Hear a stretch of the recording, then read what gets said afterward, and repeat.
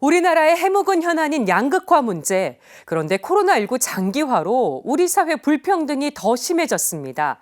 대선 후보들의 불평등 해소 공약을 평가하는 토론회가 열렸습니다. 장현민 기자가 보도합니다. 부의 불평등은 모든 악의 근원이다. 불평등에 대한 프란치스코 교황의 메시지입니다. 하지만 코로나19 팬데믹을 거치며 우리 사회의 불평등은 악화됐습니다. 게다가 고령화와 구조적 저성장이 겹치면서 경제적 양극화는 더욱 심화되고 있습니다. 이런 상황 속에서 대선 후보들은 경제적 불평등 해소를 위해 어떤 정책을 준비했을까? 관련 분야 전문가들과 함께 대선 후보들의 불평등 해소 공약을 평가하는 자리가 마련됐습니다. 앞서 주최 측은 토론회를 준비하며 각 대선 후보들에게 정책 질의서를 보냈습니다. 이 가운데 더불어민주당 이재명 후보와 정의당 심상정 후보, 국민의당 안철수 후보가 답변서를 보내왔습니다. 국민의힘 윤석열 후보는 관련 정책 질의에 답변하지 않았습니다. 전문가들은 현재 한국 사회에 대해 경제적 불평등이 타자에 대한 혐오를 부추기는 모양새라고 평가했습니다. 거대한 불평등의 수면으로 모습을 드러내고 있는 이러저러한 불공정의 존재에 분노하고 있습니다. 그리고 이러한 분노의 화살은 때로는 다른 성별을, 다른 세대를 혹은 다른 국적을 향하여 무차별적으로 날아가 꽂히고 있는 것이 지금 현재의 상황입니다. 후보들은 불평등 해소를 위한 국가의 역할 강화에 대해 대체적으로 긍정적인 답변을 내놨습니다.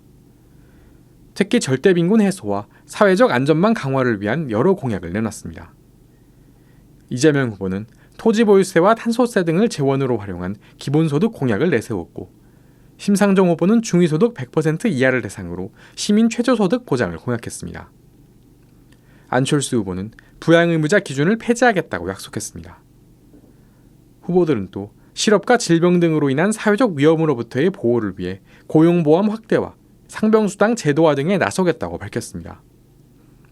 하지만 전문가들은 각 공약들이 아직은 구체성이 떨어진다며 보다 구체적인 실천 방안을 마련해야 한다고 지적했습니다. 또 복지제도를 더 간결화하는 등 수혜자들의 접근성 강화 방안을 마련해야 한다고 제안했습니다.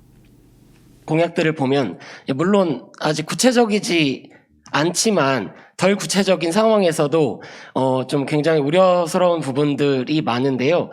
제도를 이용하는 사람들을 대상으로 남기지 않고 정책 수립과 운영 구조에 참여할 수 있는 민주적인 의사소통 구조를 만드는 것에서부터 시작되어야 한다라고 생각합니다. 안정적인 복지 재원 마련 역시 화두입니다.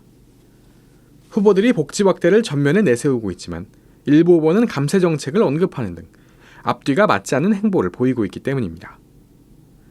아울러 초고령 사회를 대비한 국민연금 개혁 문제에 대해선 전반적으로 부족하다는 평가가 나옵니다.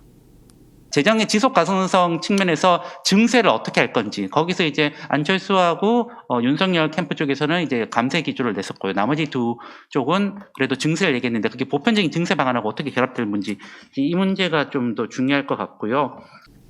노동 복지 문제에 대한 창의적인 공약이 부족하고 관심도 적은 것 같다는 아쉬움의 목소리도 나옵니다.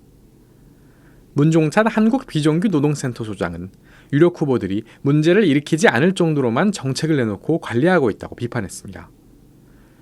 CPBC 장현민입니다.